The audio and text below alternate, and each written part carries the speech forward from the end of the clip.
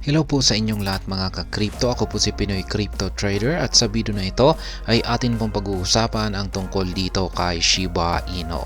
Kung saan ang sabi po rito ay CoinGecko expands coverage to track assets on Shiba Inu. Kaya yan ang ibig pong sabihin nito ay si CoinGecko ay mas palalawakin daw po niya yung kanyang coverage sa pagtatrack ng mga digital assets kung saan ay lahat daw po ng mga tokens dito kay Shiba Inu ay idadagdag po niya sa kanyang analytical, sa kanyang data platform. Kaya yan si Shiba Inu ay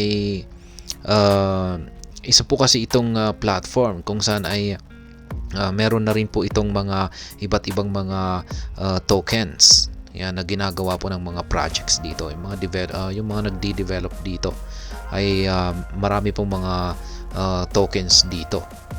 Ayan, kay Shiba Inu. At ngayon ay yung magandang balita po rito ay i-cover po yan. Yan ng CoinGecko. Yan, kaya kung pag i-check natin kay CoinGecko ay makikita natin yung mga information yan dito kay CoinGecko sa mga tokens na na-create dito kay Shiba Inu. Kaya ayan, atin pong alamin yung karagdagang detalye rito or ang buong detalye rito.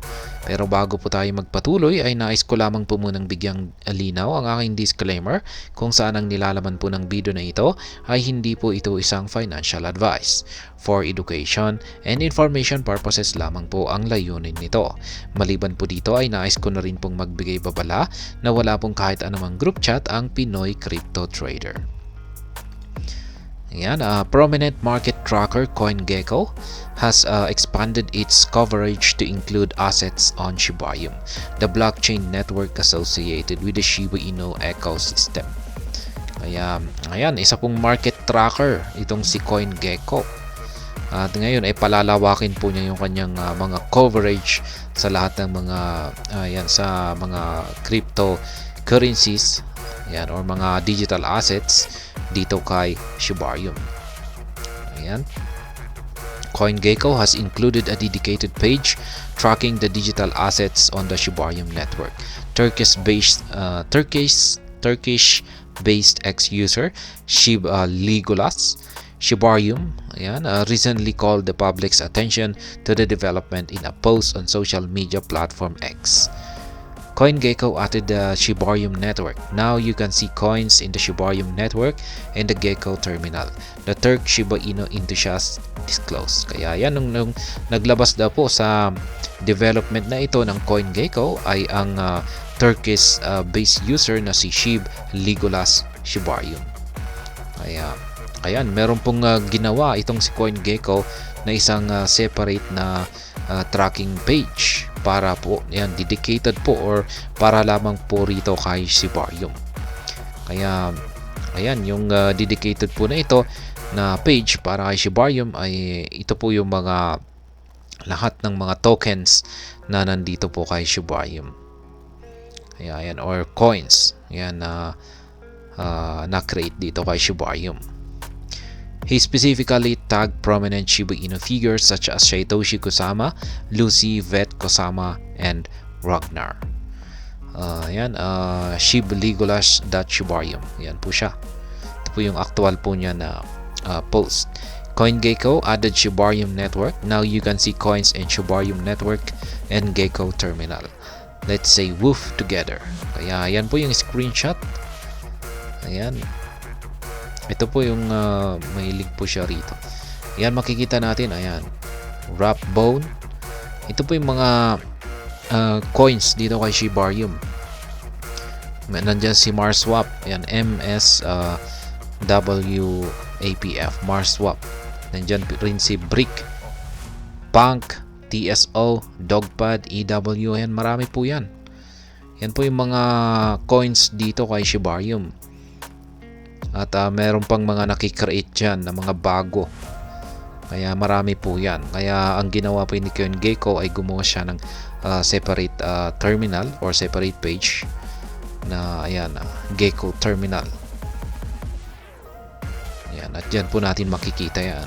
Lahat ng mga data information na gusto po nating malaman sa isang coin dito kay Shibarium. Reacting to the disclosure, members of the Shiba Inu community express excitement around the development as it indicates growing visibility and publicity of the Shibarium network. Kaya yan, ikinatuwa daw po ng mga buong community ng Shiba Inu yung development na ito ng CoinGecko. Kasi sa pamamagitan daw po nito ay mas magkakaroon daw po ng exposure yan. At saka yan, magkakaroon nga ng exposure or publicity ang Shibarium network. Kaya yan. CoinGecko tracking Shiba Inu assets. The Steam market tracking platform now has a category on its website for top Shibarium ecosystem coins by the market cap. This page provides records for 24 digital assets associated with Shibarium ranked by their market valuation. Kaya yan po yung laman ng CoinGecko tracking para dito kay ayan, para sa mga assets na nilalaman ng Shibarium. Kaya ayan, ito po ay nasa sa kasalukuyan ay meron po itong 24 na mga digital assets at ang mga ito ay nakarank base sa kanilang market valuation or market cap. Expectedly, Shiba Inu leads the pack with a crypto market exceeding $5.199 billion at the reporting time. The site shows SHIB changes hands at 50 digits 8839 with a 24-hour trading volume of $78.94 million. Kaya yan, syempre, yung nangunguna rito sa nangunguna sa listahan ay walang iba kundi ang Shiba Inu token. Yan, sapagkat siya yung may pinakamalaking market cap na nasa $5.199 billion. At sa ngayon ay sa kasalukuyan ay yung kanyang presyo ay naglalaro po sa 50 digits 8839. Just behind SHIB is Shibarium's gas token, a bone Shiba swap with a market cap of $150.99 million. Bone registered a trading volume of $6.26 million, lower than SHIB's recorded by 13 folds. Kaya yan, kasunod daw po ng Shiba Inu token sa listahan ay itong si Bone. Ayan, siya po yung si Bone ay ang nagsisilbing gas token ng Shibarium. At ito po ay meron po siyang market cap na nasa $150.99 million. Also, CoinGecko ranked Dodge Killer Leash next with a $27.88 million valuation. This asset has a market value of $260.16 amid its relatively small circulating supply compared to Shiba Inu. Kaya yan yung pangatlo raw po. Yan, yung una ay si Shiba Inu syempre. Yung pangalawa ay si Bone at ang pangatlo ay si Dodge Killer na si Leash. Yan, sabagat meron naman po daw po siyang market valuation or market cap na nasa $27.88 million. Notably, CoinGecko indicated that Bone and Leash had recorded notable 24-hour gains of 8% and 2.1% respectively, unlike SHIB which had a 0.9% negative growth. Kaya yan, ayon po sa iprinubide na CoinGecko na datos dito kay Bone at saka kay Leash at maging si Shiba Inu, ay pagdating po rito kay Bone at saka si Leash ay umangat po sila ng nagkaroon po sila ng paglago sa presyo. Si Bone ay nakaranas po ng 8% na paglago, samantala si Leash ay meron pong 2.1% na gain.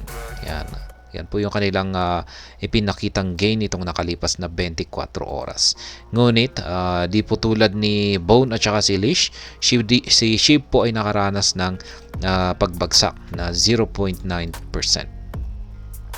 Meanwhile, other ranked Shibarium tokens with market valuations in millions of dollars include PawSwap, ayan, Not Financial Advice or NFAI, XFund, and Wolfwork.io. Yan po yung ilang mga tokens dito ay Shibarium. Yan, Shibarium tokens na may market valuations or market cap na umaabot po sa million dollars. Yan. Yan, yung may pinakamataas po rito ay si Po. Ayan, na meron po siyang market cap na nasa $10.15 million. Sumunod naman po ay itong si NFAI. Ayan, non-financial advice na nasa $8.867 million naman po. Ayan, sumunod naman si X Fund na nasa $3.90 million. At nasinundan naman po ni Wolf na nasa $1.72 million. Kaya ayan, meron pong ilang mga milyon yung kanilang market valuations ng mga Shibarium tokens dito.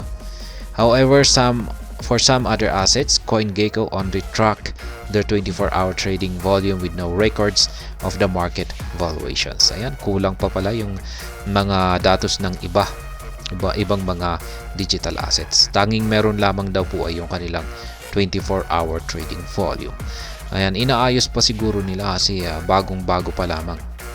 In the meantime, similar platforms with records of Shibarium tokens and FX Empire, CoinScan, and Coin Data Flow. Yan. Yan pong muli ang balitad na ito. Yan, isa po itong magandang balita kung saan ay nagkaroon po ng magandang development si CoinGecko na may kaugnayan dito kay Shiba Inu. Yan, particular po ang Shibarium sapagkat sa kanilang platform ay yan, sa platform po ni CoinGecko ay meron po tayong makikita na po natin yung mga digital assets or mga Shibarium tokens. Yan, makikita po natin sa kanilang platform yung mga datos ng mga Shibarium tokens or mga digital assets dito kay Shibarium. At ayan, hanggang dito na lamang po tayo sa video na ito. Sana po ay inyong nagustuhan ang aking paliwanag dito. Kung inyo po itong nagustuhan ay pakiclick lamang po ang like button nito. Para naman po sa mga bago lamang dito, kayo po ay aking inaanyayahan para mag-subscribe. Pakiclick na rin po ang bell icon nito dahil ito po ang siya magsisilbing notification nito sa mga bago kong videos na akin pong ina-upload sa aking YouTube channel na ito. Marami pong salamat sa panonood, ingat po tayo lagi at God bless po sa ating lahat.